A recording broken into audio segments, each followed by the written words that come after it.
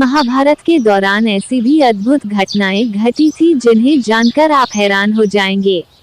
उन कई घटनाओं में से हम लाए हैं आपके लिए 10 खास घटनाओं के बारे में संक्षिप्त जानकारी। 1. कहते हैं कि भीष्म पितामह प्रतिदिन 10,000 पांडव सैनिकों का वध कर देते थे। 2. कहते हैं कि महाभारत के युद्ध में कुरुक्षेत्र में इतना खून बहा था कि वहां की मिट्टी का रंग आज भी लाल है। 3. कहा जाता है कि जिस दिन जितने भी योद्धा मर जाते थे उनमें से अधिकतर के शव उनके परिजनों को सौंप दिए जाते थे और बाकी शव वहीं पड़े रहते थे।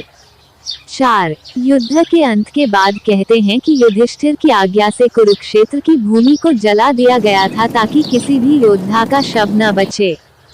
5. प्रतिदिन लाखों लोगों के लिए युद्ध भूमि के पास ही लगे एक शिविर में भोजन बनता था।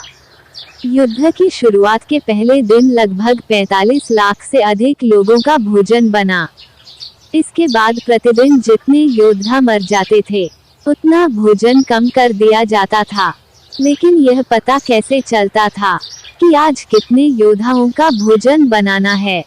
इसके लिए भोजन व्यवस्था देखने वाले उडुपी के राजा हर दिन शाम को जब श्री कृष्ण को भोजन कराते थे तब श्री कृष्ण के भोजन करते वक्त उन्हें पता चल जाता था कि कल कितने लोग मरने वाले हैं और कितने बचेंगे।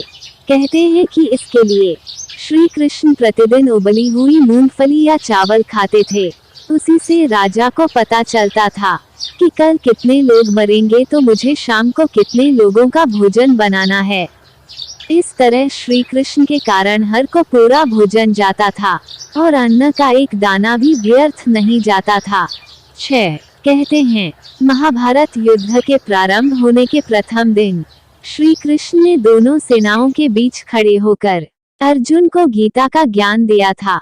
तब तक के लिए उन्होंने समय को रोक दिया था और सभी सैनिक स्तंभ जैसे हो गए थे। 7.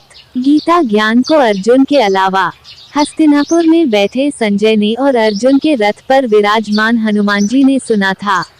परंतु यह भी कहा जाता है कि वहां के आकाश में उड़ रहे पक्षियों में से कुछ पक्षियों ने भी यह ज्ञान सुना था। 8. दुर्वासा मुनि के श्राप के प्रभाव से वपु ने गरुड़वंशीय कंधर नामक पक्षी की पत्नी मदनिका के गर्भ से एक पक्षिणी के रूप में जन्म लिया। उसका नाम तार्क्षी था। बाद में उसका विवाह मंदपाल के पुत्र द्रोण से विवाह किया गया। 16 वर्ष की आयु में उसने गर्भ धारण किया। इसी अवस्था में उसके मन में महाभारत का युद्ध देखने की इच्छा जागृत हुई। वह आकाश में उड़ रही थी। उसी समय अर्जुन ने अपनी किसी शत्रु के ऊपर बाण का संधान किया था। दुर्भाग्यवश यह बाण तार्क्षी के पंखों को छेदता हुआ निकल गया और वह अपने गर्भस्थ अंडों को गिराकर स्वयं भी मृत्यु को प्राप्त होकर पुनः अपने अप्सरा स्वरूप में आकर देवलोक चली गई। लेकिन उसके अंडे गर्भ विच्छेद के कारण पृथ्वी पर गिर पड़े।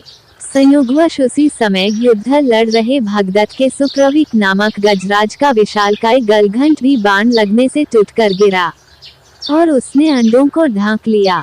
कुछ समय बाद उन अंडों से बच्चे निकले। तभी उस समय मार्ग से विचरण करते हुए मुनि शमीका निकले। मुनि उन पक्षी शावकों पर अनुकंपा करके अपने आश्रम में ले जाकर पालने लगे। 9. महाभारत युद्ध के दौरान द्रौपदी युद्ध शिविर में ही रहती थी। एक बार कुंती और गांधारी भी वहां पर आई थी। 10. महाभारत के अंतिम दिन के बाद जब दुर्योधन का वध किया जा रहा था तो बलराम जी ने आकर दुर्योधन का पक्ष लिया था और तब फिर भीम और दुर्योधन में गदा युद्ध हुआ और अंत में भीम ने दुर्योधन के वध कर दिया था। अगर यह जानकारी आपको अच्छी लगे तो जरूर मेरे इस चैनल MS ज्ञानी बाबा को सब्सक्राइब करें। लाइक शेयर कमेंट जरूर करें।